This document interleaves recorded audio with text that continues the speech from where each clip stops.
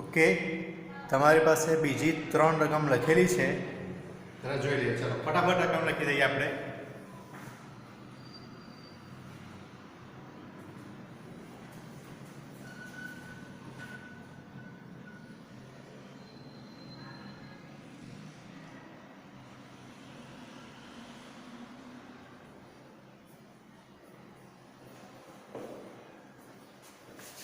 Okay friends, ફરી પાછી તમારી સામે 3 રકમ છે. જોઈ લો, રકમનો સ્ક્રીનશોટ લઈ લો અથવા રકમ લખી નાખો. બરાબર છે. આપણે એક્ઝામ્પલ સોલ્વિંગની શરૂઆત કરીએ. ઓકે, 3 એક્ઝામ્પલ છે. જો શક્ય થાય તો 2 થશે, તો ત્રીજો કાલે લઈશું. અને સમય હશે તો 3 એક્ઝામ્પલ લઈ લઈશું આપણે.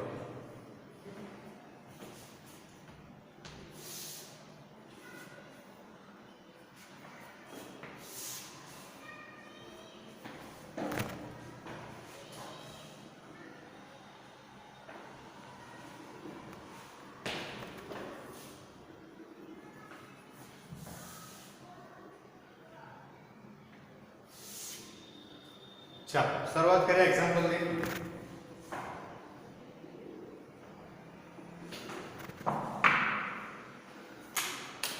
જો તમને રકમમાં શું કહે છે તે ફર્સ્ટ એક્ઝામ્પલ જો, રકમને સમજો. ઓકે, ફર્સ્ટ એક્ઝામ્પલ અને સેકન્ડ એક્ઝામ્પલ સેમ છે. કઈ રીતે એ પછી જોઈશું આપણે. પહેલા સમજીએ. સમાન દળના 2 પદાર્થો છે. ધેટ મીન્સ કે બંનેનું દળ સરખું છે, m1 બરાબર m2. આ રીતે કહી શકીએ આપણે. એક પદાર્થને 30 ડિગ્રી જેટલા કોણે ફેંકીએ છીએ અને બીજાને 60 ડિગ્રી જેટલા કોણે ફેંકીએ છીએ. તો તમે સમક્ષિતિજ અવધિઓ શું થાય છે? એક્ઝેક્ટલી તમને રકમમાં શું પૂછે કે સમક્ષિતિજ અવધિઓનો ગુણોત્તર કેટલો થાય? 1:1, 1:2, 1:√3, √3:1. આવા અલગ અલગ ઓપ્શન્સ આપેલા હશે. ઓકે, જો સમજતા છીએ આપણે એક્ઝામ્પલ ને. પહેલો એક્ઝામ્પલ. ઓકે, આ એક પદાર્થને હું 30 ડિગ્રી જેટલા કોણે ફેંકું છું. ધેટ મીન્સ કે આ થીટા બરાબર કેટલા છે? 30 ડિગ્રી. અને બીજાને હું 60 ફેંકું છું. આ કેટલા થયા? 60 ડિગ્રી. બંને પદાર્થનું દળ સરખું છે અને બંને પદાર્થને અલગ અલગ ખૂણા પરથી ફેંકવામાં આવે છે. ઓકે, તો તેમની સમક્ષિતિજ અવધિ એટલે કે આ પદાર્થ આમ જઈને આમ આવ્યો હશે, આ પણ આમ જઈને આમ આવ્યો હશે. તો આ અંતર આ કેટલું કાપે છે? આ કેટલું કાપે છે? તો બંને પદાર્થ કંઈક અંતર કાપતા હશે. તે કેટલું અંતર કાપે છે એ આપણે શોધવાનું છે. બરાબર છે. ચાલો એક વખત આ એક્ઝામ્પલ ખબર પડી જશે ને પછી આવા 3-4 એક્ઝામ્પલ છે આ રીતના. એ બધાનો જવાબ ડાયરેક્ટ મોડે થઈ જશે આપણને. ડાયરેક્ટ જવાબ આવડી જશે આપણને. ઓકે, ચાલો શરૂઆત કરીએ છીએ આપણે એક્ઝામ્પલ હવે. જો તમને શું કહે છે, આપણે એક કામ કરીએ. પહેલા થીટા બરાબર 30 ડિગ્રી લઈ લઈએ, પછી થીટા બરાબર 60 ડિગ્રી લઈશું. અત્યારે લઈએ છીએ આપણે થીટા બરાબર 30 ડિગ્રી. બરાબર છે. થીટા બરાબર 30 ડિગ્રી. શું કરવાનું છે? પ્રક્ષિપ્ત કરવામાં આવે છે ત્યારે તેમની અવધિ કેટલી હશે એ આપણે શોધવું છે. બરાબર છે. તો જો આની માટે અવધિ લખો. અવધિ r બરાબર v0 square sin 2θ upon g.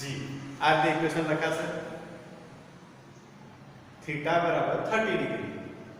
r બરાબર આપણે ઇક્વેશન લખીએ છીએ v0 square sin 2θ upon g. હવે કામ કરીએ. થીટા બરાબર 30 મૂકી દઈએ આપણે તો શું થશે? is equal to v0 square sin theta બરાબર 30 મૂકો તો 30 દુ 60 થઈ જશે. આ રીતે 60 ડિગ્રી on g. બરાબર છે. શું થશે theta is equal two 60 degree થઈ જશે આ રીતે એક કામ કરીએ થોડું ચેન્જ કરીએ ના ચાલો વાહ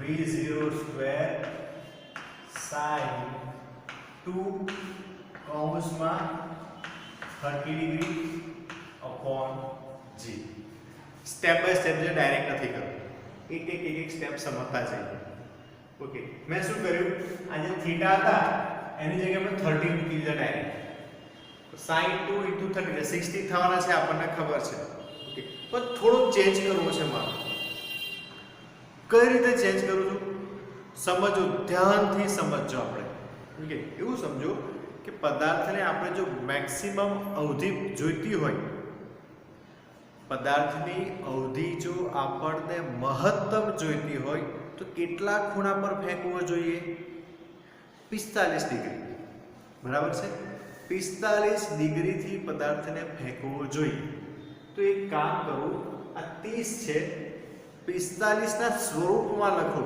તો 45 પ્લસ 45 માઈનસ એટલે 45 ડિગ્રીનો તફાવત લઉં છું અત્યારે કઈ રીતે લખું હમણાં ખબર નહીં પડે અંદર સમજો v0 સ્ક્વેર sin 2 અહીં લખું 45 માઈનસ 15 45 માંથી 15 લે તો 30 થઈ ગયા अपॉन g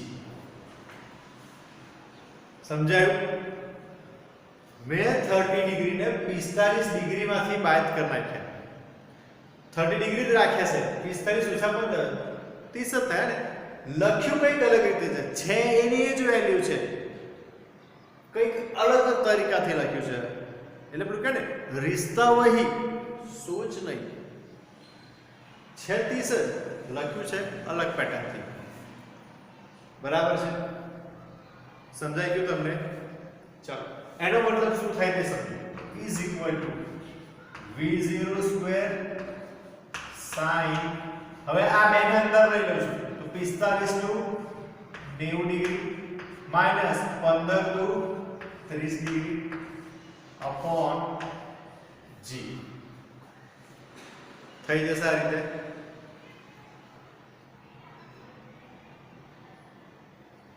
સમજાય છે ઓકે હવે જો sin 90 - θ 10મા ધોરણમાં જો ત્રિકોણમિતિ શીખ્યા હોઈશું તો sin 90 - θ sin 90 + θ cos 90 - θ cos 90 + θ આ બધા સૂત્રો આપણને ત્રિકોણમિતિમાં આવતા હતા અને બાય ચાન્સ જે લોકો મેથ્સમાં હશે એ લોકોને થોડું ઘણું ખબર પણ હશે બરાબર છે શું થાય તે સમજવાનું છે તો sin 90 - θ અને આપણે θ સમજીએ કે θ 30 છે અને આ ન હોય તો બી આપણે θ સમજો કેમ 90 - θ 90 + θ આવું સમજવાનું છે ઓકે તો sin 90 - θ ઇઝ ઇક્વલ ટુ શું થાય cos θ યાદ રાખજો બરાબર છે મારી પાસે જગ્યા નથી લખવાની એટલે તમને લખીને બતાવી દઉં કે sin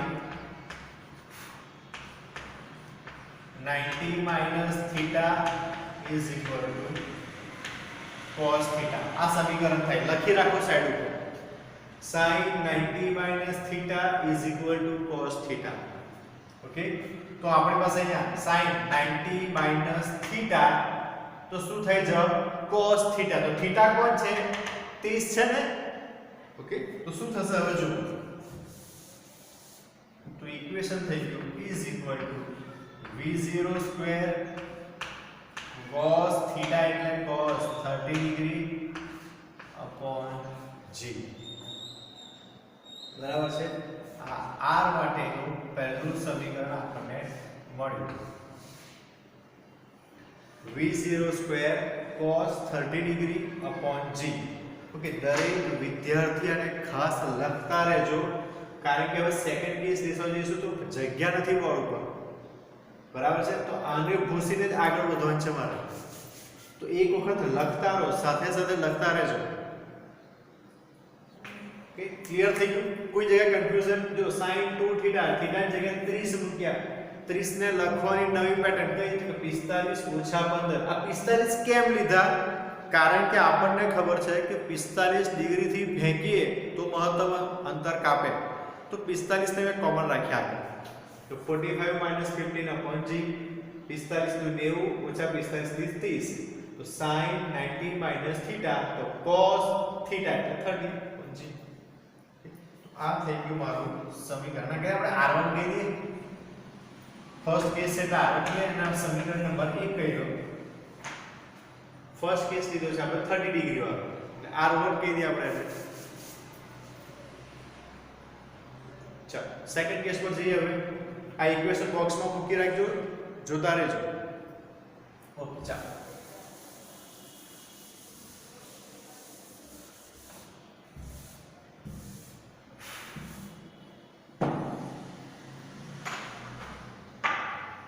ચાલો હવે આપણે શું કરીએ આગળ?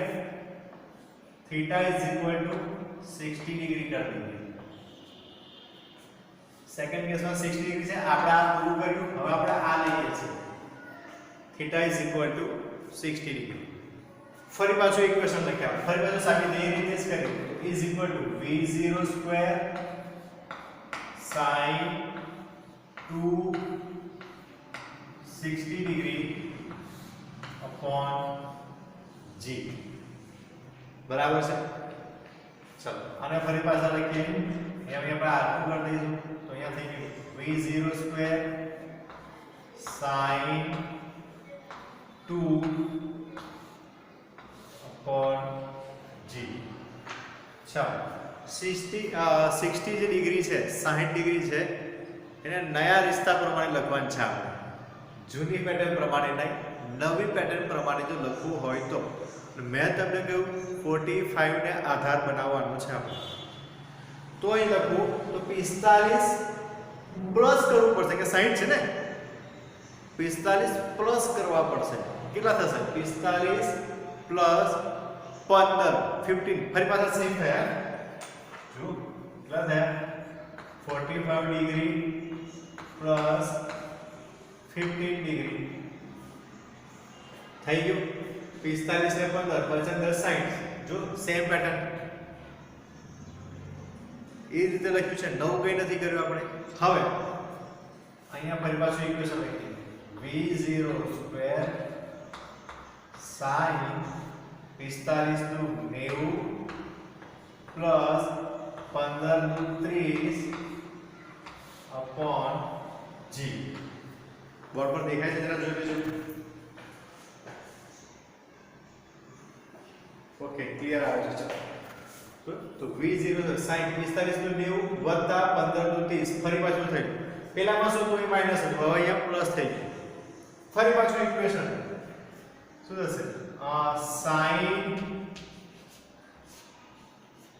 90 plus theta is equal to પણ થાય cos theta.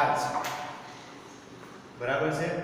sin 90 plus theta કરો કે sin 90 minus theta કરો, એનો જવાબ એક જ આવે, cos theta.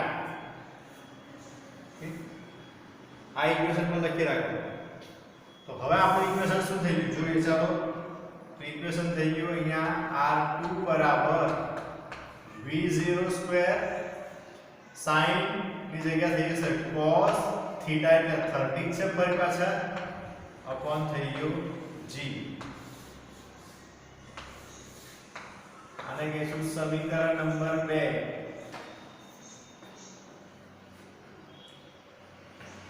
થઈ ગયું? ઓકે, ચાલો હવે ચાલો હવે સમીકરણ નંબર 1. હવે તમારે એ શોધવાનું શું થશે? સમક્ષિતિજ અવધિઓનો ગુણોત્તર શોધો. મેં આ ગુણોત્તર ને શોધો એમ લખી દીધું ડાયરેક્ટ. બરાબર છે? તમારે એનો ગુણોત્તર શોધવાનો છે. હવે મને કહેજો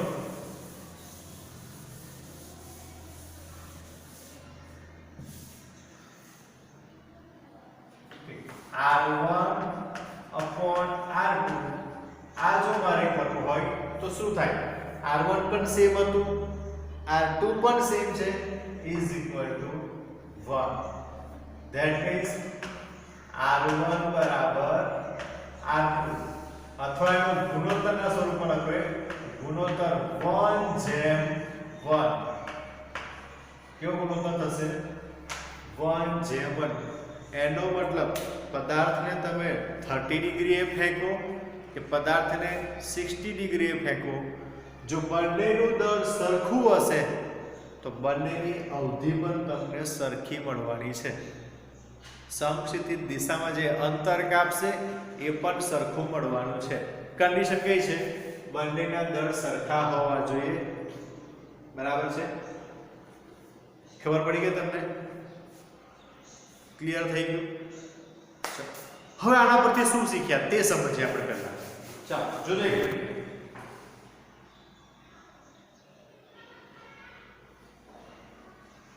હવે આ એક્ઝામ્પલ પરથી આપણે શીખ્યા શું? બરાબર છે? એને સમજવું છે થોડું.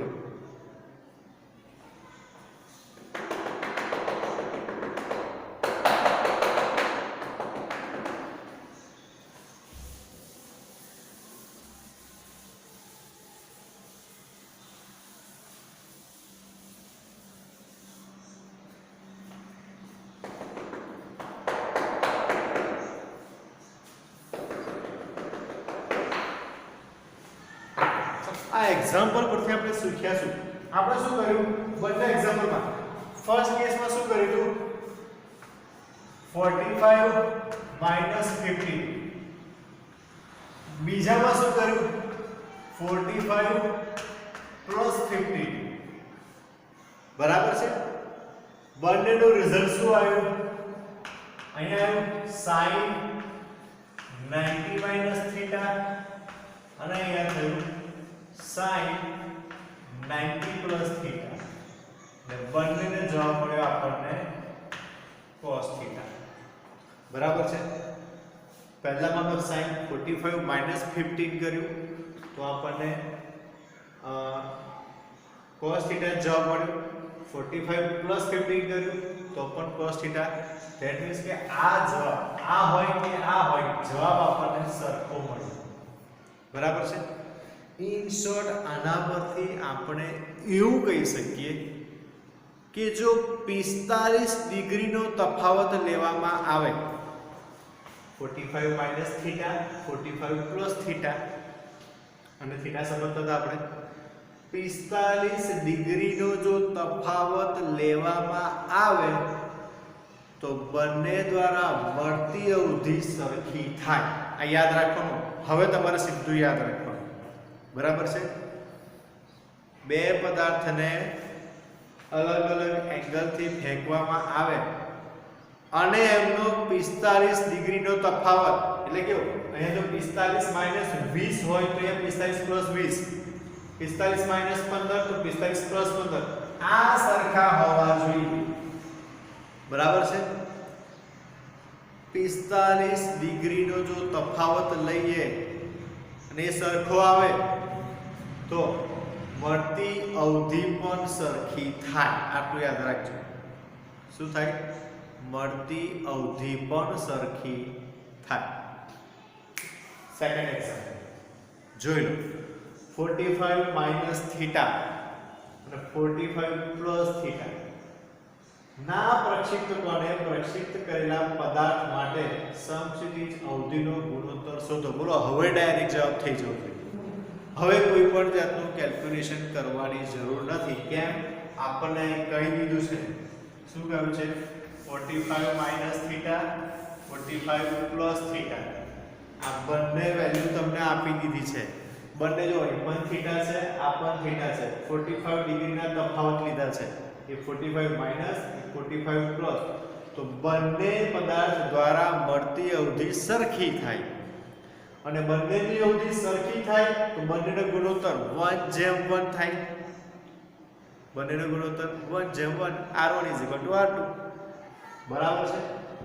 સમજાયો? તો આ સેકન્ડ એક્ઝામ્પલ પર એના બેઝ ઉપર થઈ ગયું.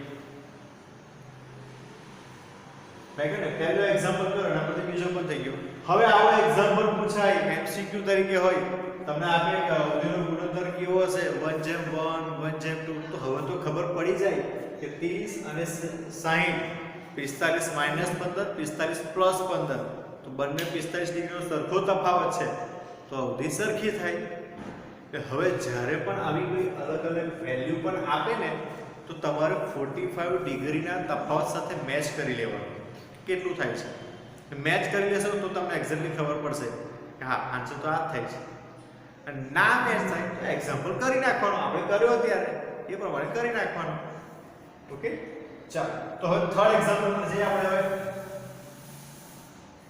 કેટલો સમય થયો છે જરા જોઈ લઈએ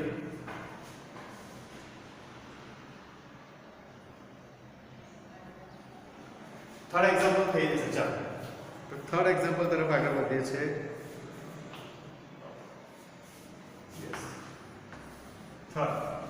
થર્ડમાં તમને શું કહેવામાં આવ્યું છે તે જુઓ સમજો રકમમાં સમજો શું કહે છે તે 10 મીટર હવે તો આખી રકમ મેં નથી લખી પણ રકમ તમને સમજાવું કે 10 મીટર ઊંચી મકાનની ટોચ છે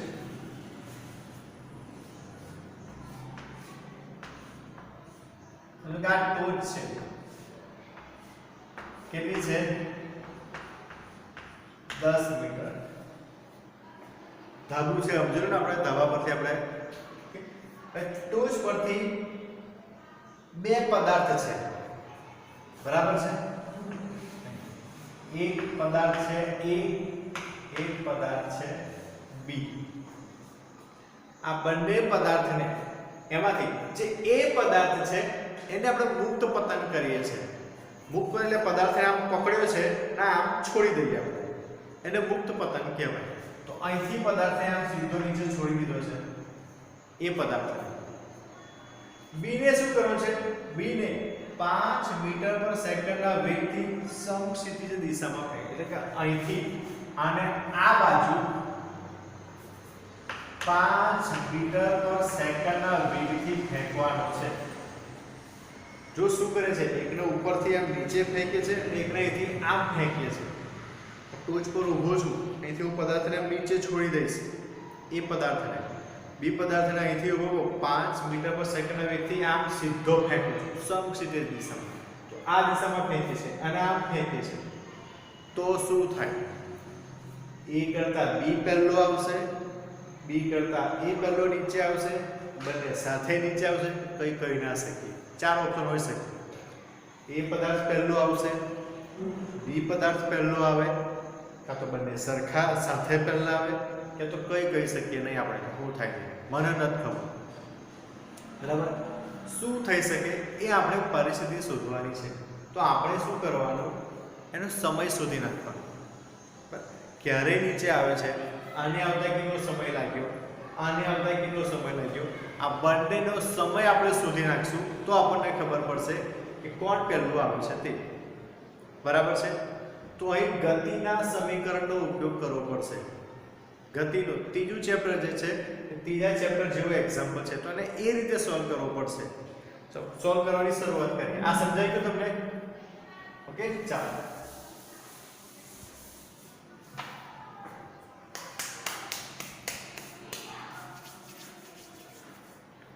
ચલો હવે આપણે જોઈએ કઈ રીતે સોલ્વ કરવાનું છે તે પહેલા એ પદાર્થ માટે જોઈએ એ પદાર્થ માટે શું થાય છે તે તો એ પદાર્થને આપણે શું કરીએ છીએ મુક્ત પતન કરીએ છીએ બરાબર છે તો એક ઇક્વેશન આપણી પાસે આવું હતું x v0t plus 1/2 at². આવું કંઈક સમીકરણ આપણે ગતિના સમીકરણમાં શીખ્યા હતા બરાબર છે આ સમીકરણ આપણી પાસે છે ઓકે શું કરું છું જ્યાં a છે એટલે a માટેનો સમય આવું લખી દઉં છું એટલે x જે છે અંતર છે તો એને આપણે ઊંચાઈના સ્વરૂપમાં લખી દઈએ એ પણ અંતર જ થયું ને h v0t plus 1/2 at². હવે જ્યારે પણ પદાર્થનું મુક્ત પતન કરીએ ત્યારે પ્રારંભિક વેગ હંમેશા 0 થાય આ યાદ રાખજો મુક્ત પતન કરીએ તો પદાર્થનો પ્રારંભિક વેગ હંમેશા 0 તો આ 0 થાય તો વધ્યો આપણી પાસે 1/2 at². બરાબર છે. બીજી વસ્તુ ખાસ ધ્યાનમાં રાખવાની, પદાર્થ મુક્ત પતન કરે છે તો પ્રવેગ ના આવે, ગુરુત્વ પ્રવેગ આવે. તો અહીંયા શું કરી દઈશું આપણે, અહીંયા આપણે g કરી દઈએ, અહીં પણ આપણે g કરી દઈએ. તો ઇક્વેશન થયું T² = 2h/g અને T બરાબર √2h/g. બરાબર છે. આ ઇક્વેશન આપણે કમ્પ્લીટ થશે. તો આમાં કોઈ કન્ફ્યુઝન છે તો આને આપણે બ્રેકેટમાં લઈ લઈએ અત્યારે ઇક્વેશનને. હવે આપણે શોધીએ બી માં, પદાર્થ બી માં શું થાય છે તે ફરી પાછા જોઈએ. તો ફરી પાછું ઇક્વેશન આપણું શું હશે, h = v0 tb પ્લસ 1/2. હવે અહીં g આવશે, હા કારણ કે આમ ફેંકી દઉં પછી નીચે જ આવવાનું છે. તો ગુરુત્વ પ્રવેગ g tb².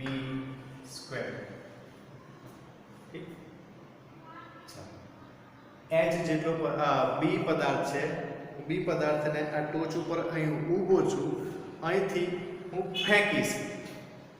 બરાબર છે. અહીંથી હું પદાર્થને આમ ફેંકીશ તો ખરો જ. અહીંથી મેં પદાર્થ મેં આમ છોડ્યો તો આમ કરીને, અહીંથી પણ પદાર્થ હું આમ છોડવાનો છું. અહીં પ્રારંભિક વેગ 0 હતો, તો આમ છોડતી વખતે પણ પ્રારંભિક વેગ તો 0 હશે. તો બંને પરિસ્થિતિમાં પ્રારંભિક વેગ તો મારો 0 છે. બરાબર છે. કારણ કે અહીંથી ફેંક્યો હતો તો પદાર્થ ગતિમાં તો હશે જ, એ વેગ નથી, એ તો અંતિમ ગયો. અહીંથી પદાર્થને ફેંક્યો તો 5 મીટર/સેકન્ડની ઝડપથી ગયો, તો એનો અંતિમ વેગ તો કંઈક હશે જ. શરૂઆતમાં પદાર્થને સ્થિર પકડેલો હતો ને પછી ફેંકીએ છીએ આપણે, ફેંકતા આવો શબ્દ વાપર્યો છે. કોઈ પણ પદાર્થને ફેંકો તો પ્રારંભિક વેગ હંમેશા 0. તો અહીં શું પ્રારંભિક વેગ 0 થશે. ફરી પાછું h બરાબર 1/2 g tb². આના જેવું થયું તો લખી શકાય tb બરાબર √2h/g. થઈ શકે આ રીતે. બરાબર છે.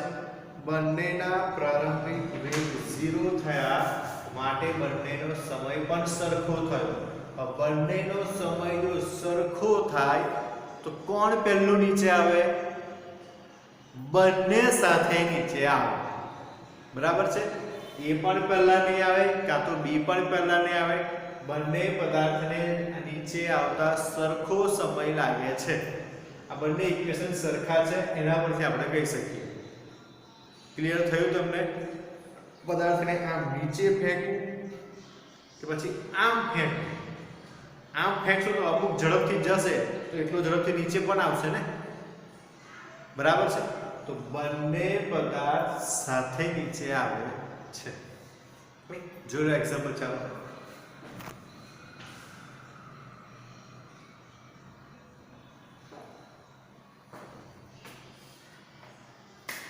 ચાલો ક્લિયર થઈ ગયું. આ સાથે આપણે આ બીજા 3 એક્ઝામ્પલ પણ આપણે અહીંયા થઈ ગયા. ધીરે ધીરે એક્ઝામ્પલમાં આપણે આગળ વધીએ છીએ, લેવલ જોતા જઈશું. પર એક્ઝામ્પલ નવા ટાઈપના છે એ પણ જોતા જઈશું.